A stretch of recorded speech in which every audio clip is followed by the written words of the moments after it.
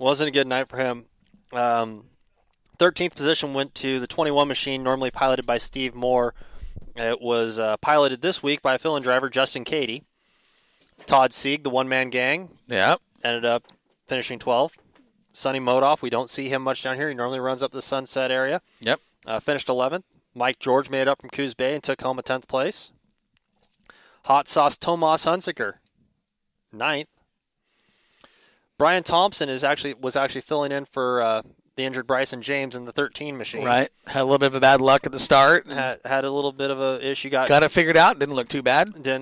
But he won a heat race also that night. He won the heat race. Won it going away. And we know that car's fast. I mean, he won the heat race. I'm trying to... You start doing this to me, Corey, and I don't have all my notes ready. I hate it when you do this. You need to be prepared. Well, he won the heat race by 3.599 seconds. Yeah, he checked out. He won it by quite a ways. Piecing out on those guys. 7th went to Rob Campos out of Sayo. Jim Whistler, we don't see him much. Came out with that XR1 rocket. No, that's not an XR1. It's not an XR1? I don't believe that's an XR1. What is that? I just think it's a rocket. Came out with a bad fast machine. It is bad fast. Everything he ever has is bad fast. And it's Jim Whistler. He's a bad fast driver. I mean, he sat there. He put it on him. He was fast. Got tied up in a little thing, but still held on for a 6th place finish. The veteran Randy Boyd cracked the top 5. Randy Boyd, I think, looked better Saturday night than he has all year. I don't know what they did to the car, but if it was just the track or if it was just it all came together for Randy that night. But, man, he was up front racing with, you look at the guys he was racing with. He was up there door handle with Whistler and Kronk and Weinbarger and Tanner. I mean, they were right there. And that car was fast, and Randy did, an exceptional job of driving Saturday night. I would agree. But here's the thing, Corey. You said that the race of the night went to Ryan Emery and to James Slover. I'll tell you what. I'm gonna say that might have been the race of the night, but I'll tell you the drive of the night. Oh, there's no doubt who had the drive of the night. The drive of the night goes to the 4th place finish of the late model main, the 111 of Joey Tanner. There is absolutely no question who had the drive of the night. He got caught up in a caution. I'll leave it at that. We'll leave it at that. We'll leave it at that. He got caught up in a caution early in the race, like I think lap 2 or 3. Ended up going to the tail end of the longest line. Happens to all of us. Well, not to me or Corey, but Dom. We don't drive. No, we don't. But he ended up fighting back after 40 laps to a 4th place finish. And he did it the hard way. Yes, he did. He worked his tail feathers off. I went down to Victory Lane afterwards, was talking with him, and he's just sitting there sweating, and he's just like, I worked for that one. It's like, I know, buddy. So the feature gets over. We do the Victory Lane interviews on the front stretch. I turn around, I start walking back to the gate, and I'm looking to see, you always, there's friendships. You talk to people, hey, what's going on? How you doing? Good run, da-da-da. I turn around and I look, and I see Jeremy Means talking with Joey Tanner. I immediately went the other way. I am not going over there to participate in that conversation. See, and that's the difference between Corey and I. Corey walks in a direction. I'm like, I'm going to go say hi. I'm going to get involved. I am not going to go over there. I did not get involved. I just went and said hi, and I'll tell you what. It was a very adult. It was handled well. Civilized conversation. Getting back to the results there. 3rd place finisher. The 46 machine of Darren Koffel. Who led most of this race. He did. It looked like, for the most part, Darren was going to win this deal. And I thought he was going to walk out of there with a victory. The car was awesome. That XR1, the track conditions were right. He had that car working really well. And Darren is a legendary driver in our area. 3-time champ. He's won races everywhere he's ever been. Always has good quality equipment and knows how to drive a race car. What hurt him was a late caution. Caution, the restart, it bunched everybody up, and then having the 2 younger guys behind him with Tanner and Weinbarger. They didn't get around him easy. Or not Tanner and Weinbarger and Kronk. They didn't drive around him. They had to work to get by the old veteran, and it was a workout. They got by him, and there was a couple times where Weinbarger and Kronk, the race of the lead there was pretty dang exciting too. But Kronk was just, I mean, when it's this kid's birthday weekend, he wins at Willamette Speedway. Yep. Was it 2 years ago? No, it was 4 years ago. He turned his 21. He's 25 years old now. Can you believe that? Wow. Well, 25 years old. He was in diapers. I know it. But I remember watching him on his 21st birthday. It was Clear Cup weekend, and he swept the weekend. Wow. Both nights. I mean, he was just, it was a big weekend for him. This weekend, he shows up celebrating his birthday, and he walks out with another trophy. That's awesome. When it's his, I bet he wishes he had a birthday every week. Oh, yeah. I mean, he just shows up and runs on his birthday. I'm just glad he wasn't born on February 29th. He'd only get a win every 4 years.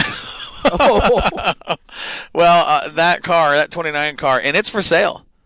It's for sale, and I think anybody wanting to go late model racing, dollar for dollar, that's probably the best value out there right now. That 29 car, if you want to step your program up or move up into the late models, there is no doubt that it should be the first car you'd be looking at if you want to go late model racing.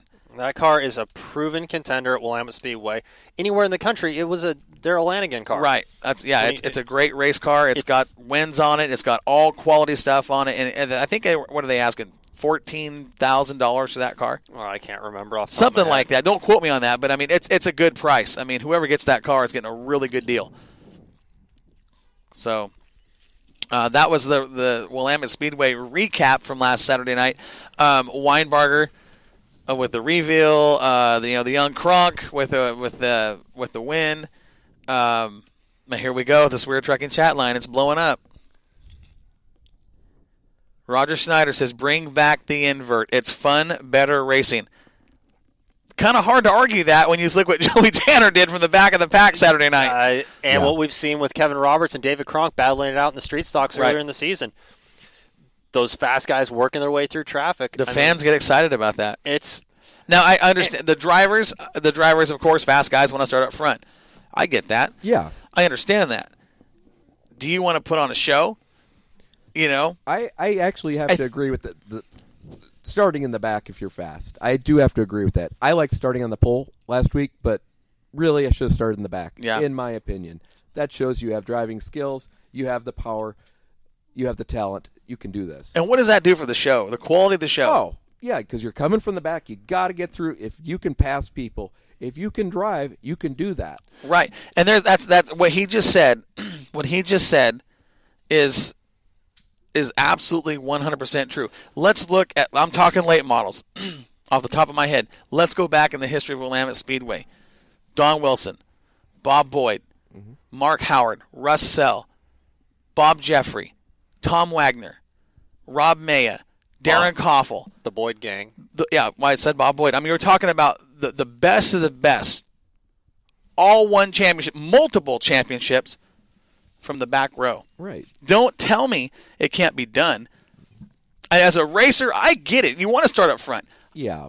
But if you're running for track, I get all that. But do you really? I mean, as a fan, do you really want to watch the fast guys start up front? No. I'll answer for you. You don't. I really don't. But at the same time, I'm starting to think now. I get it. The closest thing we have to starting in the back right now is how IMCA does their lineups with the modified division. You point in from your heat race, then you go to an invert based off points, top 8 or 12, depending on the car count. And that's some fun racing. But at the same time, I look at it, and we see it week after week with some of the modifieds. You point in from your heat race, but then you got guys like Campos and Weinbarger, Maya, those guys working their way up through the field, and we saw it this weekend. I mean, I'm going to say it, and I don't want to offend anyone when I say it, but the 98D machine, he started on the pole. He was back to 10th place in 3 laps. 2 or 3 laps. And from a safety aspect, is it really a wise idea to have your slowest guy starting on the pole? And I'm not saying the 98D is a slow car. That's the argument you're going to get right there. Yeah. That's the only argument I think you're going to get from or you get a rookie, promoters. Or you get a rookie that you take the green flag, they go into turn 1, decide they want to stop for an ice cream cone. Here's a comment on this field. Swear Trucking chat line. Here's a comment from Joey Tanner. He says, I'd rather start in the back with everyone else.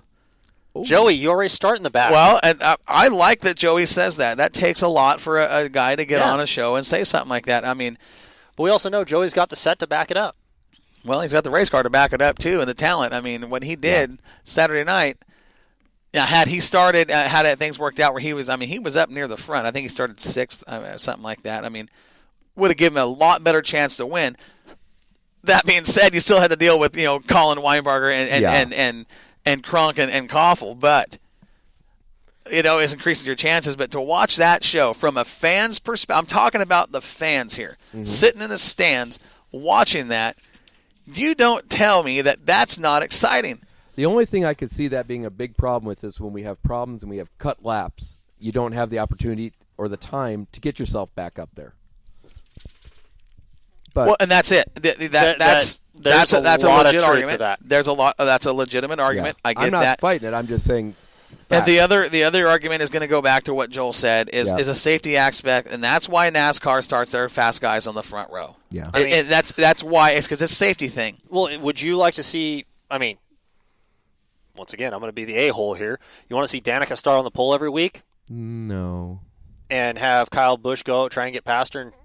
He would. Well, I know. Or Austin Dillon on the pole. I mean, we remember what happened at Daytona. He had everything but the freaking pace car. Cole Trickle. Yeah. But they. Oh, Schneider, here he goes. What's he saying? He says he's going to start throwing money on this, and he'll do it. Roger That Barbecue will do it. He's not afraid to show up at $200-300. Say, hey, put that front row to the back. They can win. He's done it before. I know. That's an interesting thing. But here's the best part. We got one race left. Here's what I want to see. And I'm going to challenge. I'll challenge Roger Schneider. If we can get the track to work with us on this deal, here's what I want to see Saturday night. Old school dirt track action. I want to see a track assault. I want to see the top 4 qualifiers in the late model division. Okay? I want each car to get 2 laps. Mm-hmm. And they get a real legitimate shot. If the weather's permitting, the track is hooked up, a real legitimate shot on a track where they've got a shot at the track record. That would be neat. Okay. If Joel's shaking his head. If we can get track officials to do this, we used to do this all the time. If we can get track officials to say, yeah, we'll do a track assault, I'll put up $100 of my own money if Roger Schneider will match me. That's $200 for a driver to go out and turn 2 laps, and if they can break the track record and end up with a track record, that means if driver A goes out and breaks it and driver B comes out and breaks it, then driver B gets the money. Mm-hmm. So you're going to say top 4 late models? Top 4 qualifiers and late models. If we can get Jerry Schramm and the track to work with us on a track assault, it won't take that long. Put a little moisture on the track, give these guys a real shot for a track record. Well, with the rain we've had all week, and it's supposed to be sunny on Saturday, Joel's shaking his head no. This is something we used to do early in the season when the track was always hooked up. Like, I mean, can you imagine this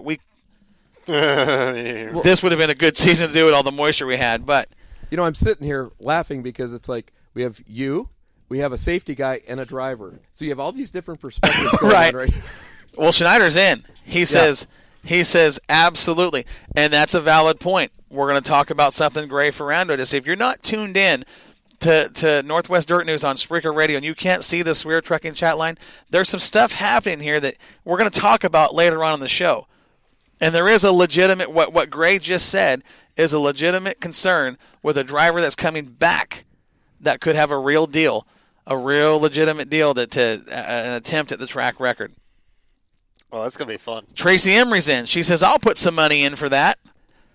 Oh. You want to put $100 on it, Tracy? That's $300. So here, let's try this. If they won't go for the track assault, top 4 late models to the back with bonus money? I'd rather see a track assault. I'm saying track assault's number 1, but if we can't get the track assault to go down, what about taking our 4 fastest or top 4 late models? You know what? The back. Here's the thing, and I love the idea. I'm not going to argue with that at all. I'm all for it. But here's the problem you're going to have. You're going to have one driver, I'll bet, in the top 4, if he's in it, say, I'll do it, and it'll be the 111 car. He already said it right here. I'll go to the back, put some money up. He said it right here in the Square Trucking chat line. You don't think Kronk would do it? You don't think Weinbarger do it? You don't think Koff will do it? No.